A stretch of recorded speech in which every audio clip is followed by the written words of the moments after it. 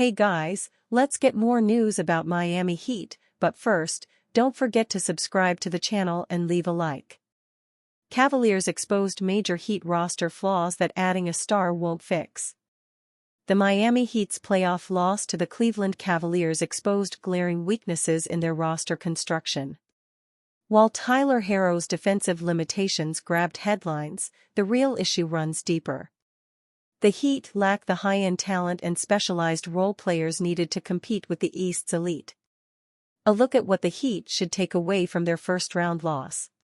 1. Tyler Herro's defense isn't the biggest problem. It's true that the Cavs targeted Herro on defense, but it's important not to overreact to that.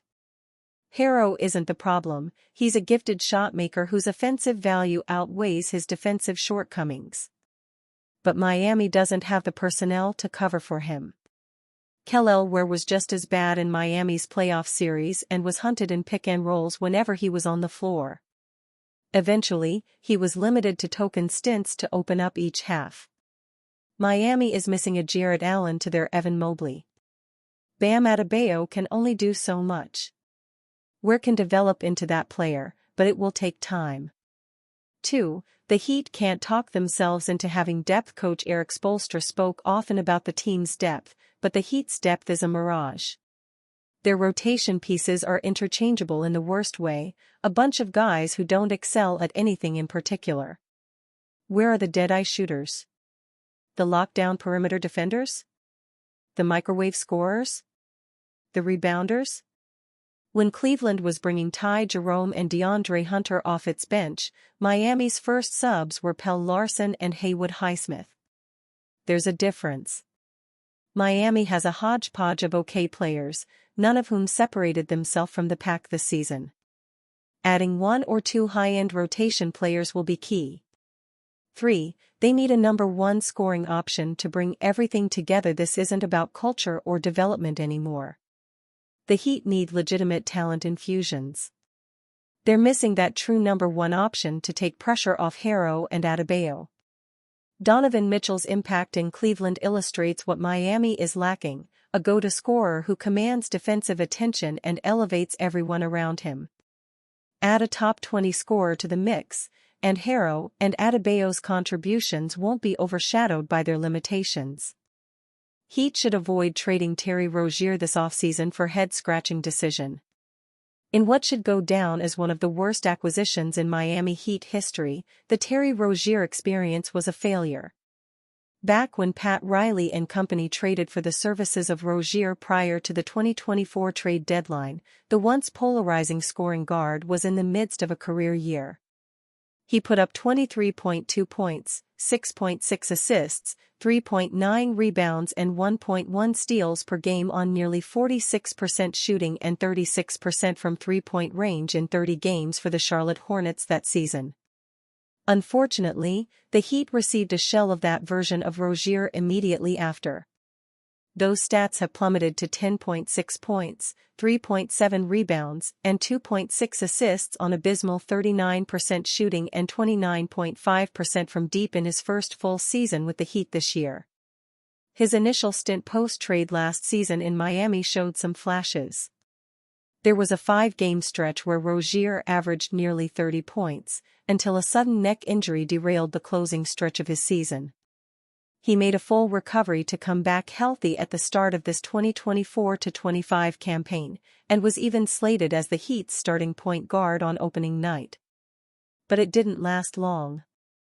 Rozier went from a starter, to sixth man, to bench piece to complete DNPs by coach Erik Spoelstra's decision.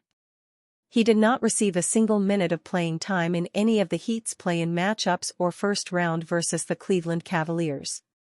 In fact, an ankle injury suffered during practice found him on Miami's injury report in the second half of their 4-game sweep to Cleveland. When Miami traded for Rozier, they sent a quickly declining Kyle Lowry to Charlotte, but they had to attach a first-round draft pick to get the deal done. They need to learn from that mistake. Similar to Lowry's contract situation at the time, Rozier will be on an expiring contract next season. There is no need to add assets to a sunk cost because of an impatience to move on. In today's NBA, expiring salaries are more sought after. The reason for that is that those contracts lead to open cap space, which has been as attractive as even landing star players on the trade market in recent years. Now if the Heat can somehow add Rozier and his salary in a haul to land a disgruntled star this offseason, that could be a route that makes sense.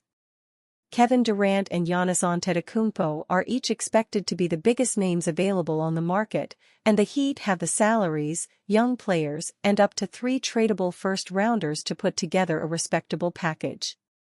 Rozier's contract is one of those assets. Perhaps Rozier could benefit at this point of his career in a change of scenery. Regardless of his salary expiring, he could always land elsewhere and re-sign on a much cheaper deal in hopes of reviving his value. However, a salary dump in a straight-up trade just to desperately get off Rozier's deal is the wrong way to go. It puts Miami in the same exact position they were in when they were shopping Lowry. It's not worth it. If a disgruntled star on the trade market doesn't pan out for the Heat, an eventual divorce from Rozier would have many more suitors at next year's trade deadline. One Giannis destination is not like the others on Insider's list.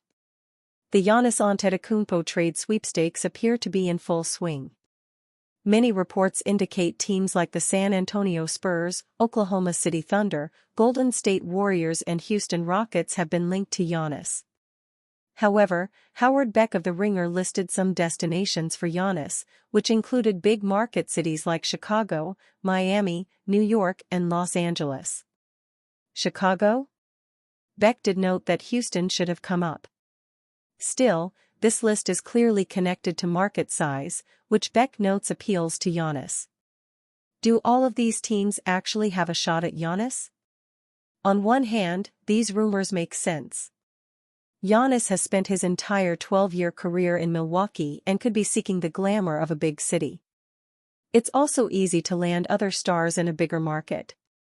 The Nets, Heat, and Knicks have also been rumored destinations for some time.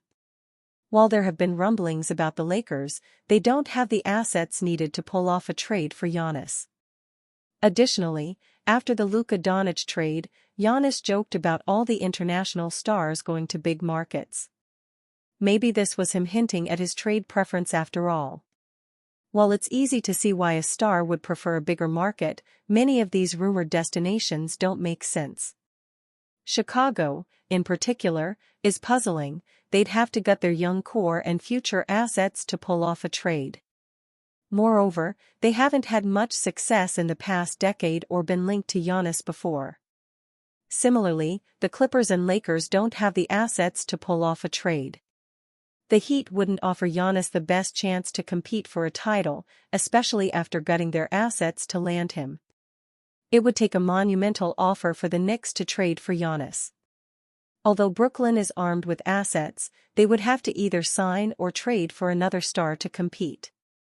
If Giannis truly prefers, he'd have to count on the team landing other stars for many of these destinations to work out.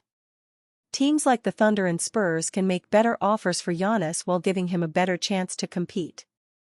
These are undoubtedly better basketball situations than a team like Chicago. Would he really pass up a chance to play alongside Shai Gilgeous-Alexander or Victor Wembanyama for a bigger market? Houston is arguably the best balance between market size and competing for a title. Therefore, to Beck's point, they should absolutely be mentioned.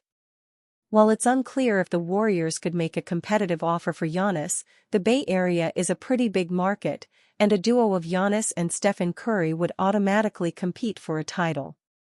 Everything we know is that winning is a top priority, and as a result, these rumors don't totally add up. Ultimately, despite this report, don't be surprised if Giannis lists his trade preferences and sacrifices the allure of a big market for a better chance of winning a title. And you fan? What do you think about Antetokounmpo's situation? Write to us in the comments.